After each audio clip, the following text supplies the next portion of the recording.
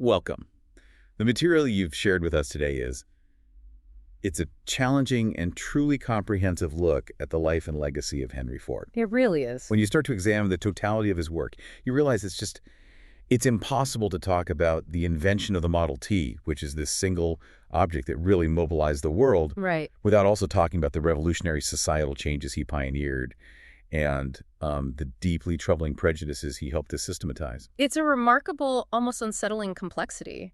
Our goal here is really a full exploration, tracing Ford, the brilliant engineer and industrialist, alongside Ford, the authoritarian publisher, and the virulent isolationist. Exactly. This is the man who pioneered what we call Fordism, this whole system of mass production and high wages that fundamentally redefined the middle class. But at the same time, he was this relentless opponent of organized labor and, you could argue, the most powerful promoter of anti-Semitism in America during the 1920s and 30s.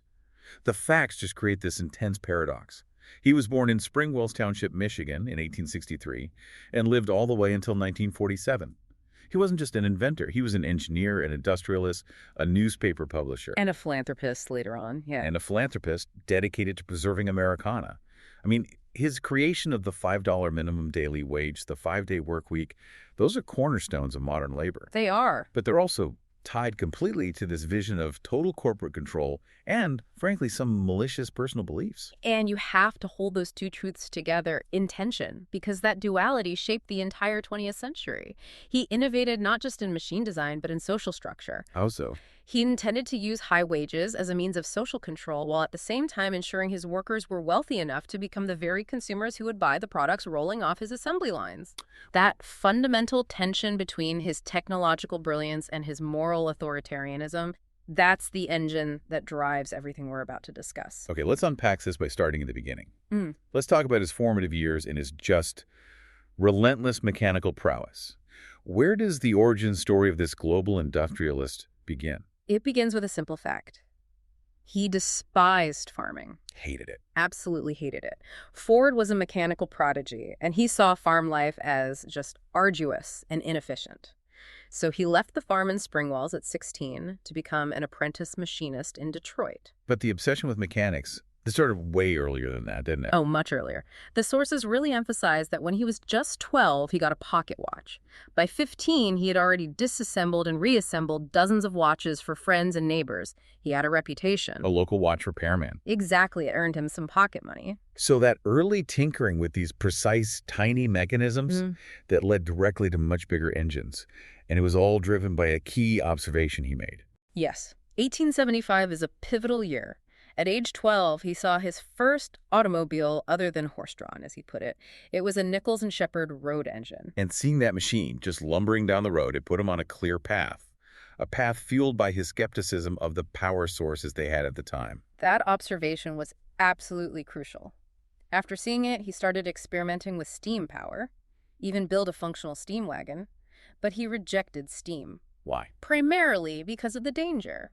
The high-pressure boiler you needed to generate enough power was just too risky for widespread personal use. And electricity was out too. Right. He rejected electricity too, citing the huge expense of setting up trolley wires and the fact that there was no practical high-capacity battery technology at the time.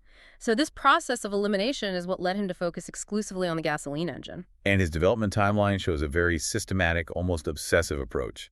He repairs an auto engine around 1885, builds his own four-cycle model in 87, and by 1890, he's building a 2-cylinder engine in his spare time. Right.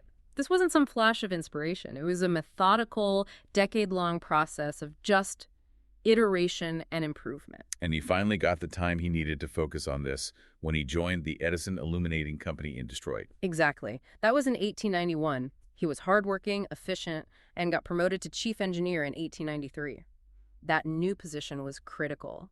It gave him the income, the steady hours, and a workshop where he could dedicate himself fully to his engine experiments. Which all culminated in the famous quadricycle in 1896. He finished it and test drove it on June 4th of that year. And there's a fantastic detail in the sources about his mentor, Thomas Edison. Oh, right. At a meeting of Edison executives, Edison himself gave Ford his approval, encouraging him to abandon steam completely and focus on the future of the light, self-contained gasoline engine. Imagine getting that validation from the era's greatest inventor. It must have been a massive boost. But, turning that technical success into a business success, that proved to be a lot harder at first. His first venture, the Detroit Automobile Company, founded in 1899, it failed pretty quickly. By January 1901, it was done. And why? The cars were customized, they were high-priced, and the quality just wasn't what Ford wanted. They were essentially toys for the rich, not the durable machines for the masses that he dreamed of building. He learned fast that technical skill and commercial viability were two different things. Yeah. So his response to that failure was strategic. He turned to racing. He did. He turned to racing to generate buzz, to prove the durability of his engines, and to secure the capital he needed. He partnered with a former racer, Tom Cooper, and they just built these incredibly high-horsepower race cars. Most notably, the 909. Yes, in 1902, named after the fastest locomotive of the day.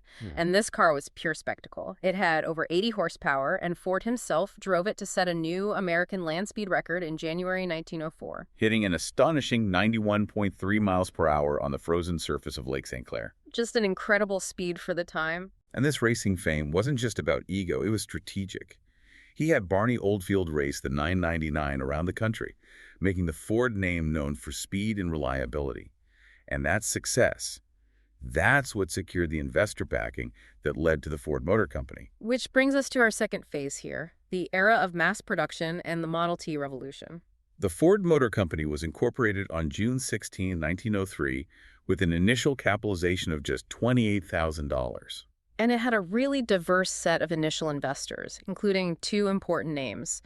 The Dodge brothers, who were supplying engine and chassis components. Well, Yam's cousins, who was a key figure from the start. But it's important to note the leadership tension right away. Ford wasn't immediately made president. No, John S. Gray was. Why was that? The other investors were concerned about Ford's volatility. That was the word they used. It was really a euphemism for his single-minded stubbornness and his desire for absolute control. But despite that, he took control of the vision pretty quickly. Oh, immediately. The engineering and the strategic vision were all Ford. And that vision came together completely with the Model T, which debuted on October 1st, 1908. It was revolutionary, not because it was the fastest or the prettiest, but because it was designed for the average person, especially people in rural areas. It standardized the left side steering wheel, which was soon copied everywhere. Crucially, the engine and transmission were enclosed, the cylinders were cast in a solid block, and the car was celebrated for being simple, durable, and inexpensive to repair. That was key. Think about the impact of that simplicity. For a farmer or a small-town mechanic, the Model T was designed to be fixed with basic tools and easy-to-find parts. It was engineered for standardization. Exactly. It reduced the complexity and the cost of ownership that had plagued all the earlier cars. And the true revolution, the Fordism that changed everything, was affordability driven by production volume. It initially sold for $825, but that price dropped every single year. And that was deliberate. Ford consciously pushed prices down to expand the market. By the 1920s, a Model T cost under $300. Making it accessible to the middle class. The sources say a majority of American drivers actually learned on the Model T. It was completely ubiquitous. He created a whole ecosystem. He didn't just sell cars. He created a massive publicity machine, making sure every newspaper had stories and ads. He set up a franchise system of local dealers that made the car available on 6 continents. And he marketed it specifically to farmers, right? Yeah. As a tool, not a luxury. Yes, a tool to help their business. Sales just exploded. Sometimes they posted 100% gains year after year. But the real logistical game changer was introduced in 1913. The moving assembly belt. This is the innovation everyone associates with Ford. And here we have to inject some nuance from the source material. While Ford championed and implemented the concept, the sources are clear that the actual development came from a team of his very talented employees. People like Clarence Avery, Peter Martin, Charles Sorensen, and C. Harold Wills. What they achieved was astronomical. The assembly lines enabled such a huge increase in production that sales reached 472,000 by 1916. And this obsession with speed and efficiency is what led directly to that famous constraint on color. Absolutely. The quote, Any customer can have a car painted any color that he wants so long as it is black. That was born purely from logistics. Black paint just dried faster. Significantly faster than any other color available at the time. If the cars had to wait for paint to dry, the whole assembly line would grind to a halt. It was a calculated sacrifice of variety for the sake of output. And this pursuit of total control over output led Ford to an even more ambitious concept: vertical integration, centered at the River Rouge complex. Vertical integration meant controlling the entire supply chain from the raw material to the finished product. He built the River Rouge complex in Dearborn, and it became the largest integrated factory in the world. They brought in iron ore at one end, Smelted the steel, stamped the parts, and drove the finished cars out the other end. This allowed Ford to slash costs by cutting out middlemen and suppliers. It gave him an unprecedented level of control over quality and, crucially, over the price. This ambition for total control extended beyond the production line and right into the boardroom. Ford was determined to have absolute control, free from shareholders or banks. In 1918, he handed the presidency to his son Edsel. Nominally. Nominally, yes. Yeah. Henry kept final authority and often reversed Edsel's decisions. And to consolidate power, in 1919, he created a ruse. He started a separate company, Henry Ford and Son, and threatened to move his best people there. This was a tactic aimed squarely at forcing the remaining minority stockholders to sell. But there's a key piece of background here that explains his paranoia: the Dodge brothers. Who were key early investors and suppliers. Right. And when Ford decided to stop paying dividends to reinvest in the company, the Dodge brothers, who were planning their own car company by then, sued him to force a dividend payment. That's the famous Dodge v. Ford Motor Company case, which Ford lost in 1919. It affirmed that stockholders had a right to profits. Precisely. And that loss just solidified his obsession with sole control. His ruse worked. It pressured all the remaining stockholders to sell their stakes. Henry and Edsel bought them all out for $106 million. Giving the Ford family complete sole ownership of the company, he finally had the unilateral power he'd always wanted. But that unilateral control, as you said, sometimes led to some catastrophic business decisions and a real resistance to evolution. By the mid-1920s, General Motors was rising fast under Alfred Sloan. And Sloan's strategy was the price ladder. A car for every person purpose. GM sold Chevrolets for the masses, Oldsmobiles for the middle, and Cadillacs for the elite. And crucially, they encouraged consumers to trade up every few years using installment payment plans. And Ford resisted replacing the Model T for 16 long years. He just thought his simple, cheap car was all anyone needed. That resistance was incredibly costly. Model T sales started to slide and slide fast as people wanted more comfort, style, and variety. It forced Henry to finally give in and approve a successor, which required an 18-month shutdown of the entire River Rouge complex to retool. That must have cost a fortune. Millions. And it allowed GM to consolidate its lead. The result was the Model A, launched in 1927. It was successful, but Ford still resisted popular ideas like hydraulic brakes and all-metal roofs, which GM was already offering. So his cars didn't get those innovations until the mid-30s. It shows that his genius for mechanics struggled with modern consumer marketing. It did. But you can't discount his engineering entirely. In 1932, he dropped what was called a bombshell on the industry, the flathead Ford V8. The first low-price 8-cylinder engine ever mass-produced. It was a stroke of genius, both technically and strategically. It immediately cemented Ford's reputation for performance, and it was loved by hot rodders and police alike. It showed that even as he aged, he still understood mechanical excellence. And this was also around the time Edsel successfully pushed to launch Mercury in 1939 as a mid-range brand to challenge Dodge and Buick. Finally acknowledging that price ladder strategy. Which leads us into our next and deeply complex section, Ford's controversial labor strategies.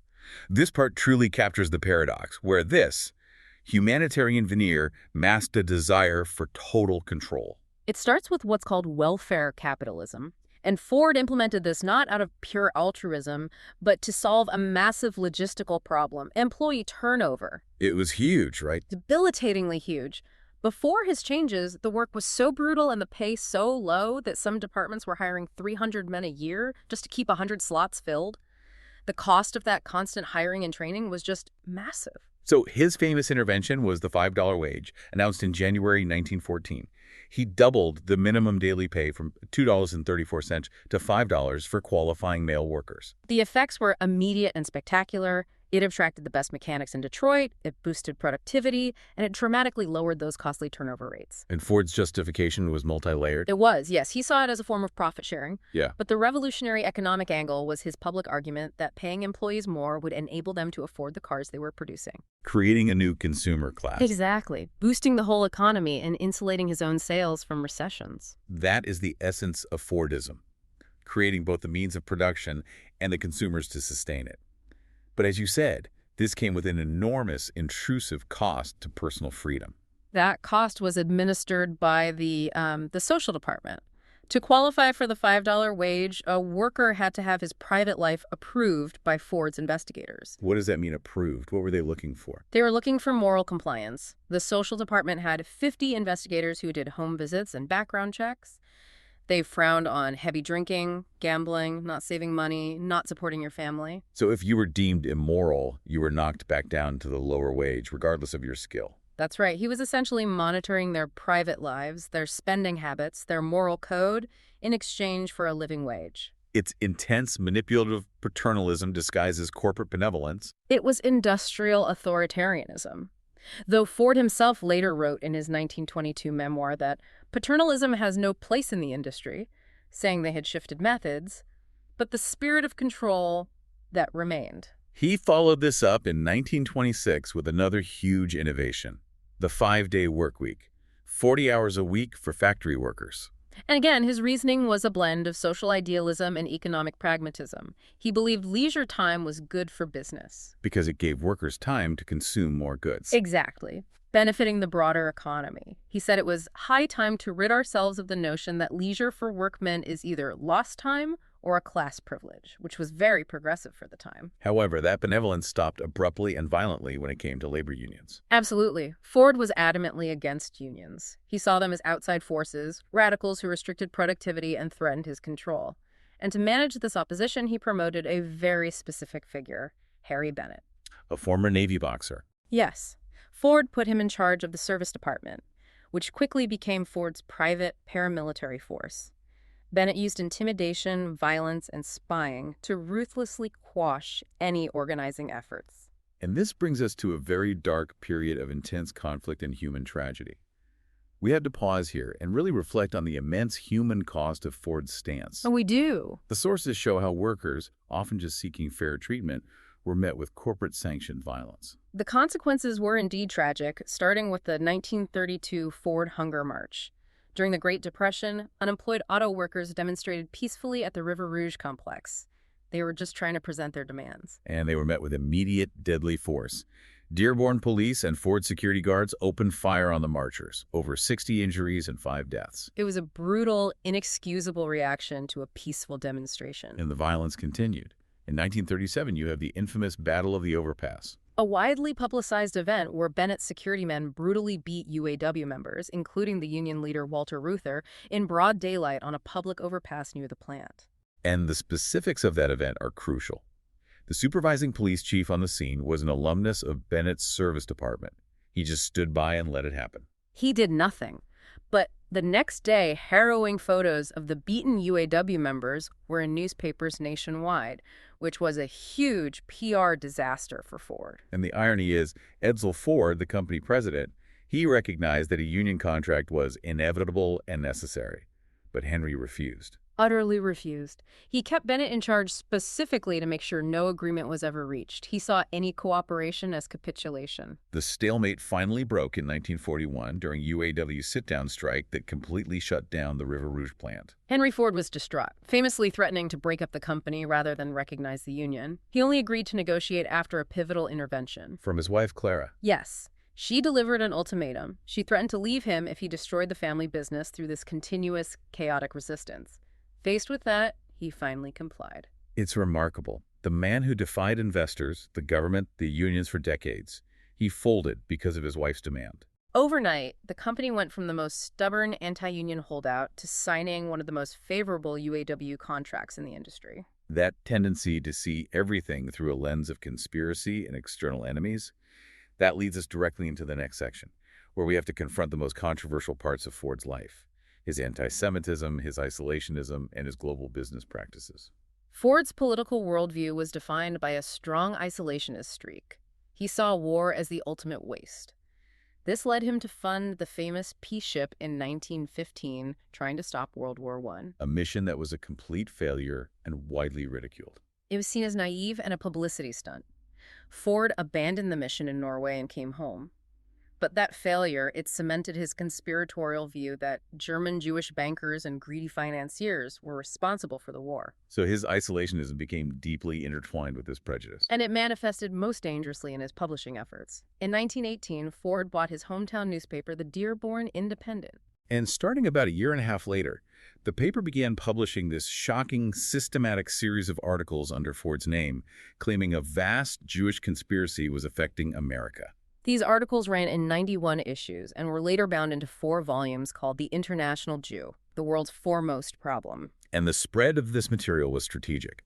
Ford dealers across the country were required to distribute the newspaper to their customers, ensuring a massive reach. And beyond that, Ford personally financed the printing and distribution of 500,000 copies of the foundational anti-Semitic text his articles were based on, the Protocols of the Elders of Zion. And we must stress this. The Protocols is a complete and dangerous fabrication. It's a known forgery, created by Russian secret police, claiming to document a secret Jewish plan for global domination. So Ford was intentionally propagating known malicious conspiracy theories using his vast industrial network.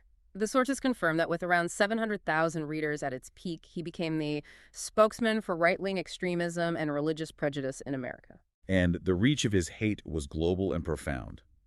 In Germany, the International Jew was instrumental in shaping the foundation of Nazi anti-Semitic ideology. Heinrich Himmler wrote in 1924 that Ford was one of our most valuable, important, and witty fighters. And the connection to Adolf Hitler is particularly chilling. Ford is the only American mentioned favorably in Hitler's autobiography, Mein Kampf. Hitler reportedly kept a life-size portrait of Ford behind his desk and said, "I regard Henry Ford as my inspiration," even modeling the Volkswagen Beetle, the people's car, on the Model T. And the Nazi regime acknowledged this publicly. In July 1938, on Ford's 75th birthday, the German consul awarded him the Grand Cross of the German Eagle, the highest medal Nazi Germany could give a foreigner. This eventually led to legal action in the U.S. A libel lawsuit brought by a Jewish farm cooperative organizer named Aaron Sapiro ultimately forced Ford to close the Independent in 1927. He did issue a public apology, claiming he was shocked and unaware of the content. But the credibility of that apology is, well, it's hotly debated. It is. Testimony during the trial suggested Ford did know about the content in advance, and journalists at the time noted that the apology might have been motivated by his slumping car sales as boycotts were starting to hurt business. And most alarmingly, some sources allege Ford never even signed the retraction, that Harry Bennett forged his signature. And later, in 1940, Ford privately said he still hoped to republish The International Jew someday. Which strongly suggests the 1927 apology was a commercial necessity, not a genuine change of heart. The lasting influence is tragically undeniable. At the Nuremberg trials, a convicted Hitler youth leader testified that the decisive anti-Semitic book that influenced him was Ford's The International Jew. Ford maintained his isolationist stance as World War II approached, opposing U.S. entry. Again, he cited greedy financiers, a thinly veiled code for Jews, as the instigators. He was eventually forced to resign from the executive board of the America First Committee. But despite his personal opposition to war, the conflict demanded his industrial capacity. Responding to President Roosevelt's call for America to become the great arsenal of democracy, Ford directed the construction of the massive new aircraft factory at Willow Run. An engineering marvel, the largest assembly line in the world at the time. Ford adapted his mass production techniques to air power. At its peak, the factory was completing a B-24 bomber almost every hour. Ultimately, Ford produced 9,000 B-24s at Willow Run, half of all the B-24s produced during the entire war. But here we have to confront the duality of Ford's global empire during the war. While Willow Run was a symbol of American ingenuity, his German subsidiary, Fordwerk, was actively using French prisoners of war as slave laborers to support the German war machine. The very system Ford created was operating on both sides of the conflict, driven by the logic of continuous production. That brings us to his later life and retirement. The death of his son Edsel in 1943 from cancer profoundly impacted the company. Following Edsel's death, Henry Ford, nearly 80 years old, nominally resumed the presidency. But his health was failing. He'd had multiple cardiovascular events, his mental acuity was declining, and he was easily manipulated by people like Harry Bennett. The company fell into chaos. The sources paint a stark picture. By 1945, Ford Motor Company was losing over $10 million a month. The situation was so bad, the Roosevelt administration considered a government takeover to stabilize B-24 production. That financial collapse is what finally forced a change. In 1945, Ford's wife Clara and his daughter-in-law Eleanor confronted him. They delivered an ultimatum. They threatened to sell their family stock, 3/4 of the company, if he refused to retire. He ceded control to his grandson, Henry Ford II, who immediately fired Harry Bennett, dismantling the oppressive service department. And while the end of his professional reign was tumultuous, he maintained other interests, particularly in material science. He did. He was an enthusiastic adopter of new steel alloys and was very interested in finding industrial uses for agricultural products, especially plastics derived from plants. He had a close research relationship with George Washington Carver, specifically focusing on soybeans. Right. Soybean-based plastics were used in car parts throughout the 1930s. His research culminated in a 1942 prototype plastic car that was 30% lighter than a steel car. He was always pursuing self-sufficiency. He also left us with a non-automotive staple, Kingsford charcoal. Developed by his brother-in-law, Edward Kingsford, using the enormous volume of wood scraps and sawdust from the Model T factories. And finally, he dedicated a lot of time and money to preserving Americana, Greenfield Village, and the Edison Institute Museum in Dearborn. His focus was on practical technology and the history of innovation. He also helped establish a research corporation with Thomas Edison and Harvey Firestone to find a Native American source of rubber. He was ultimately honored for his industrial achievements. In 1946, he was recognized at the Automotive Golden Jubilee for putting the world on wheels. He died the next year, in 1947, from a cerebral hemorrhage at age 83. Which brings us to our final examination of the material and a synthesis of his total impact. When you put all of it together, the Model T, the $5 wage, the assembly line, the River Rouge complex, the violent opposition to labor, and the propagation of hatred, Henry Ford's legacy is defined by massive scale, vertical integration, and the creation of the affordable consumer economy as we know it. But that world-changing achievement is entirely and inextricably linked to his authoritarian control and his unprecedented use of mass media to spread dangerous conspiracy theories. He directly inspired others, including Adolf Hitler. His influence even entered our culture. Aldous Huxley's Brave New World dates years A.F. Anno Ford and replaces the cross with a capital T. It's a complex, uncomfortable history. It demands this careful consideration, balancing the engineering breakthroughs that improved life for millions with the devastating social costs of his hatreds and his tyrannical labor tactics.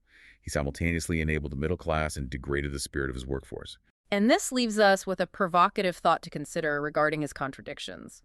Ford championed economic independence for the U.S. through vertical integration and isolationism. Yet he also believed that international trade and industrial capitalism would inevitably lead to world peace. An isolationist who built factories worldwide. Exactly. So, did the massive economic system he created, Fordism, based on international dealerships and global factories, did it ultimately prove more powerful than his own isolationist and racist impulses? Did the machine he engineered ultimately operate outside the control of its own inventor's worst beliefs? Thanks for listening.